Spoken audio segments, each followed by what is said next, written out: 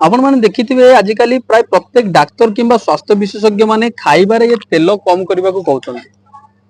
वास्तव रे कंपनी माने जेतरे निज निज प्लांट अबा निज निज फैक्ट्री रे तेल प्रस्तुत करिथांती से माने तीन प्रकार रो केमिकल व्यवहार करिथांती। प्रथम केमिकल होची हेक्सेन।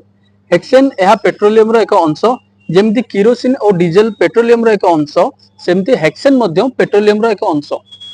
एहा को कंपनी एथि पय व्यवहार करिताय काइना कंपनी जेतेबेले कोनोसी मंजीरु तेल प्रस्तुत करूथे, चाहे से सूर्यमुखी हो अबा सोयाबीन हो, एथिरे किछि तेल रही जाइते। जेतेबेले एथु प्रेस करी कंपनी तेल बाहर करे, एथिरे किछि तेल रही जाइते। तेणु से तेल को संपूर्ण सेथुरु निगाडिबा पय अबा संपूर्ण से मंजीरु तेल को अलगा करिबा पय कंपनी सेथिरे हेक्सेन नामक एक केमिकल स्प्रे करे, जोंथि पय मंजीरे थिबा संपूर्ण तेल निगडी जाय। एवं एई हेक्सेन जहा कि परवर्ती समय लोकमाननकु कैंसर और हाई बीपी और हाई कोलेस्ट्रोल रो मुख्य कारण। द्वितीय केमिकल कंपनी जहा को व्यवहार करे ता होची phosphoric acid. Phosphoric acid company एथि पय व्यवहार करे, तेल बनैला बेले कंपनी एक प्रोसेस को आपनै थे, ताकू कह जे डीगमिंग। डीगमिंग माने कंपनी जेतेबेले तेल बाहर करे कोनोसी मंजीरु, तेल सहित एक अठालिया अंश मध्ये मंजीरु बाहर थाए। एई अठालिया अंश को कंपनी बाहर करबा पय तेलरु एथिरे फॉस्फेरिक एसिड व्यवहार करिथे। फॉस्फेरिक एसिड व्यवहार करबा द्वारा ये संपूर्ण अठालिया पदार्थ को तेलरु अलगा कर दे एवं तेल को पतला कर दे, जोंथि पय तेल लॉन्ग लास्टिंग अबा यार सेल्फ लाइफ बढ़ी जाइथे। तृतीय एवं सबुठु क्षतिकारक केमिकल कंपनी जहा व्यवहार करिथे ता हैला कॉस्टिक सोडा। सेही कॉस्टिक सोडा जो कॉस्टिक सोडा को डिटर्जेंट कंपनी माने डिटर्जेंट पाउडर व्यवहार प्रस्तुत करिबार व्यवहार करिथांती। अबा हमें याकू कोनोसी एक दाग किंबा लुगा सफारे व्यवहार करिथो। कॉस्टिक सोडा कंपनी माने एथि पय व्यवहार करंती काहेकि ना जेतोले मंजीरु तेल बाहरे एहा गोलिया हेइथे। आपण माने देखिथिबे गां रे जो मानकर तेल पेडा जाय सेही भली एहा गोलिया हेइथे। तणु एही गोलिया अंश को काटिबा पय कंपनी कॉस्टिक सोडा रो व्यवहार करिଥାଏ, जोंथि पय आपण माने एभली स्वच्छ गंधहीन तेल पाइथांती। एवं हेक्सेन जेतोले प्रयोग करा जाय तेल रे, हेक्सेन रो गंध एकदम स्ट्रांग हेइଥାଏ। एहा एक पेट्रोकेमिकल हेइथिबार एहार गंध एकदम स्ट्रांग हेइଥାଏ। तणु एहा एही गंध को काटिबा पय कंपनी तेल को पाखापाखि 200 रु 300 डिग्री टेम्परेचर रे गरम करे एवं दाबी करे जे मु एते गरम करिबा द्वारा एई जो केमिकल म एथरा ऐड करिछि एहा संपूर्ण उड़ी जाइछि अबा नष्ट होई जाइछि।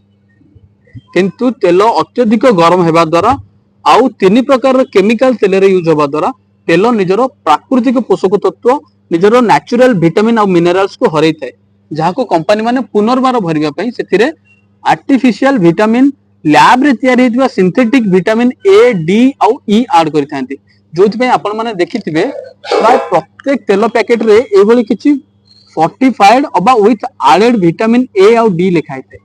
या माने जे एथिरे थिबा संपूर्ण प्राकृतिक विटामिन के हमें नष्ट करि दैछु एवं आमे किछि लैब रे तयारी हेतिबा सिंथेटिक विटामिन को ऐड करिछु। जदि हमें नेचुरल विटामिन खाउचे एहा को हम बॉडी रे एब्जॉर्ब करैबा हम लिवर पय सहज होइतै, किंतु जदि हमें लैब रे तयारी हेतिबा सिंथेटिक विटामिन अधिक खाउचे एहा को हम बॉडी रे एब्जॉर्ब करैबा लिवर पय सहज होइ नथाय, जोंथि पय हम लिवर खूब जल्दी खराब हे जाइतै।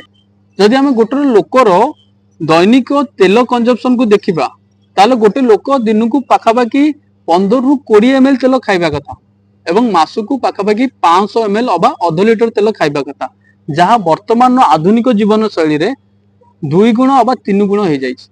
गोटे लोक मासकु पाखापाखि लीटर अबा 1.5 लीटर तेल खाउछि।